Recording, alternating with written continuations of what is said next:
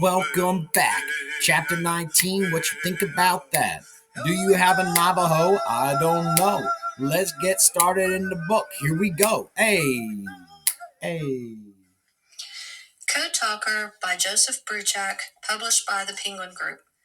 Please excuse the mispronunciation of any Navajo words. Chapter 19. Do you have a Navajo? From Bougainville, the other Code Talkers and I went back to Hawaii. There were more changes in our code to make up, learn, and share. Words had to be added for new weapons, military terms, and situations of war. Armored tracers, napalm, each had to have its equivalent in Navajo. Among those new words was one that we'd grown to know far too well, Abi-za-I. That means pick 'em off. It was our code word for sniper. Just saying it made me want to duck my head down, remembering my recent experience on Bougainville. Our Navajo secret code that had begun with a vocabulary of only 265 words was now almost twice that size. Code talkers were in such demand that recruiters were having a hard time finding enough qualified Navajos.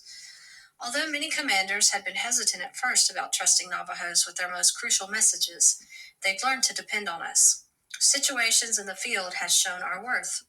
For example, there was a time back on Bougainville when we Marines took a crucial enemy position quicker than anyone expected. Right after our first squad occupied that spot, shells began to hit all around us. Those shells were from our own artillery. This was back before that particular captain in charge was really confident about having an Indian on the radio. I was with them, but they had me carrying a rifle, not a radio. The radio man at the front was not a Navajo, but a white guy named McAdams. McAdams cranked up his set and radioed back, "We are Americans, stop the artillery." But those shells just kept on coming. They'd gotten so many phony messages sent by Japanese soldiers who spoke perfect English that they thought it was just an enemy trick. McAdams kept begging them to quit shooting at us, but the shells just kept whistling in. Finally, a message was sent back to McAdams from the artillery. "Do you have a Navajo?" "Somebody get Begay up here," the captain yelled. "On the double." I came running, Smitty right behind me. I handed him my rifle, grabbed hold of the microphone, and started talking code. I no longer remember exactly what I said, but a minute later the shelling stopped. From then on, that captain was sold on us code talkers. When Marine Corps headquarters asked for recommendations from their generals in the field about the Code Talker program, the responses were unanimous. "We need more Code Talkers now," they said. Some of the things those generals wrote made me feel so good that I almost laughed out loud. Remember, grandchildren, like so many other Navajos, I had grown up hearing only criticism and hard words from the Biliganas about our people. We Navajos were stupid. We were lazy. We could not be taught anything. We could never be as good as any white man. To hear what was now being said truly made the sun shine in my heart. The Navajos have proved to be excellent Marines, intelligent, industrious, easily taught to send and receive by key, and excellent in the field. That is what the commanding general of the 6th Marine Division put in his official report. It was recommended that every signal company have 8 code talkers. Code talkers should be in every regiment and battalion, from artillery and anti-tank battalions to engineer regiments and scout companies. Each Marine division was expected to have at least 100 code talkers. On Hawaii, I heard some of what had happened in the campaign to take the far end of New Britain Island, so that Rabaul could be under attack from both sides. In the landing at Cape Gloucester and the fighting afterward, our code talkers did a lot. The Navajos on New Britain Island not only sent messages by radio and telephone, sometimes they even carried them by hand, running from one position to another.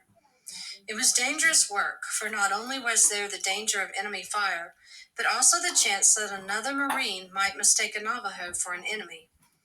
I was glad that I'd had Smitty and Georgia Boy watching my back on Bougainville. Otherwise, what happened to Alex Williams on New Britain Island could have happened to me. "It was night," Alex said to the group of us, sharing stories as we sat looking at the ocean one evening. There was a heavy rainstorm. The Japanese were attacking, and I had to get a message to 2nd Battalion. Just then, though, wouldn't you know it, my radio went out. So I had to take the message to them on foot, Alex continued. That wasn't so bad, but on my way back I got lost. I was crawling around in the dark trying to find my way when I ran into another Marine. He stared wide-eyed at my face. Password, he growled. The password that night was lame duck, so I said it, but he still thought I was a phony. You blankety blank son of a gun, he snarled. Then he stuck me right in the back with a bayonet.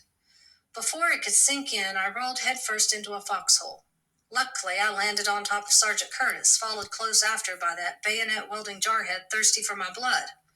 What the heck is this? Sergeant Curtis growled. This guy thinks I'm Japanese, I said. I was glad that Sergeant Curtis was a big man because I was able to keep him between me and that other Marine. Alex shook his head as he reached to rub his shoulder blade where that bayonet had grazed him. Sergeant Curtis told the guy I was all right, but I still spent the rest of the night in that foxhole. At times, while I was back on Hawaii, I felt as if the things around me were not real. It was too quiet and beautiful. There were no guns being fired, no shells exploding around me, no muddy foxholes. I was with other Navajos, and we were speaking our sacred language together. I should have been happy, but instead it made me feel ill at ease. I found myself wondering what was happening to Georgia Boy and Smitty. Because they were not Navajos, they had not been sent to Hawaii as I had been. But I no longer thought of them as Billy Ghana strangers. They were friends and fellow Marines, and I wished they could have enjoyed some of the beauty and peace that was around me at Pearl. Another of the hard things about being in a war, grandchildren, is that although there are times of quiet when the fighting is stopped, you know you will soon be fighting again.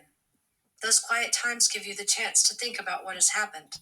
Some of it you would rather not think about, as you remember the pain and the sorrow. You also have time to worry about what will happen when you go into battle again. I'm sure that's why so many Marines drank heavily when they were in the midst of those quiet times. When they were drunk, they no longer could think of those things. Some of our Navajo code talkers joined in that heavy drinking. After the war, they still kept on with that drinking to try to keep that terrible world of war out of their minds. Never think that war is a good thing, grandchildren. Though it may be necessary at times to defend our people, war is a sickness that must be cured. War is a time out of balance. When it is truly over, we must work to restore peace and sacred harmony once again.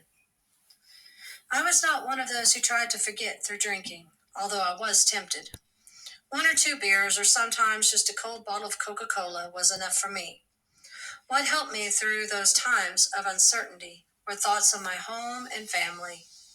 It comforted me to know that my family was praying for me during those times. I felt close to them when I rose each morning and used corn pollen at dawn.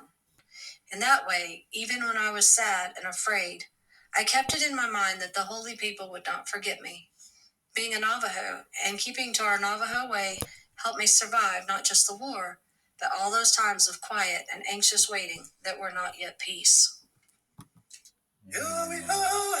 Trauma. That's what that's called. Dealing with trauma.